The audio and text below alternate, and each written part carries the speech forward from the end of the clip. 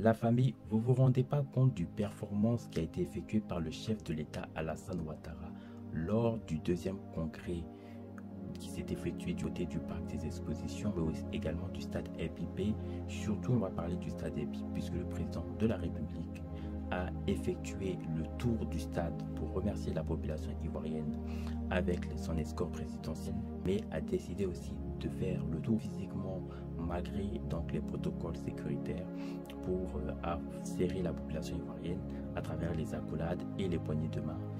La performance qui a été effectuée par le chef de l'État, on va vraiment parler dans cette vidéo en détail de cette performance qui est vraiment jamais égalée de notre pays et nous pouvons être fiers de cela. De la performance du président, son excellence Alassane Ouattara. Non seulement il a fait le tour du stade physiquement, comme je le disais, pour saluer la population ivoirienne et de remercier parce qu'il était vraiment très content. Ça se voyait, la joie qu'il animait et qu'il était fier de sa population qui était massivement présent, mais aussi également le discours solennel du président, le chef de l'État Alassane Ouattara, à cet événement historique à laquelle non seulement il a rappelé qu'il était le président de tous les Ivoiriens, il n'est pas seulement le président d'un tribu ou d'un ethnie, non, il est le président, donc le chef de l'État de tous les Ivoiriens. Et ça, c'est important de le rappeler. À cette mobilisation historique qui s'est passée au deuxième congrès au stade MPP le 22 juin 2025, parce que c'est une date historique, la Côte d'Ivoire, non seulement avec la grande mobilisation qui s'est déroulée du côté donc, de la diaspora le 14 juin 2025 à Paris,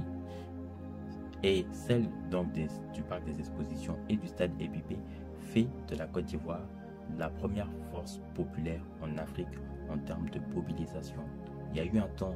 c'était l'Algérie, il y a eu l'Égypte,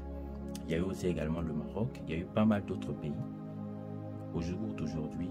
la Côte d'Ivoire, en termes de mobilisation, est la première force, c'est-à-dire en termes de suffrage populaire en Afrique, mais aussi par le monde. Elle a montré qu'elle est une population sur laquelle on peut compter en termes de mobilisation, non seulement massive, organisée et sans qu'il y ait de dérapage dans cette mobilisation. C'est une mobilisation qui a été organisée par les effectifs sécuritaires ivoiriennes, au-delà, en dehors des escortes que nous avons pu voir de la diaspora qui bien sûr demandent des mesures de sécurité des policiers nationaux, ce qui est tout à fait normal quand on est à l'étranger. Donc il y a les policiers donc, de ces pays, donc ils mettent aussi leur sécurité. Et je dis bravo à la sécurité aussi des Ivoiriens, notamment du côté aussi de la diaspora, mais surtout dans les deux événements du parc des expositions et le stade EPP, à laquelle vraiment ils ont fait montrer, surtout la police gendarmerie, que en termes d'indice de sécurité, ce n'est pas que seulement les chiffres, c'est aussi un constat qui est réel. Et ça, je dis bravo à la bravoure de nos forces de l'ordre et de défense. Nous pouvons être fiers de cette mobilisation parce que nous l'avons décidé que cet événement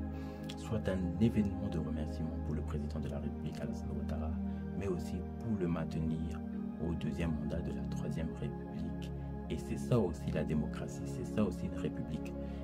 de la Côte, une république ivoirienne,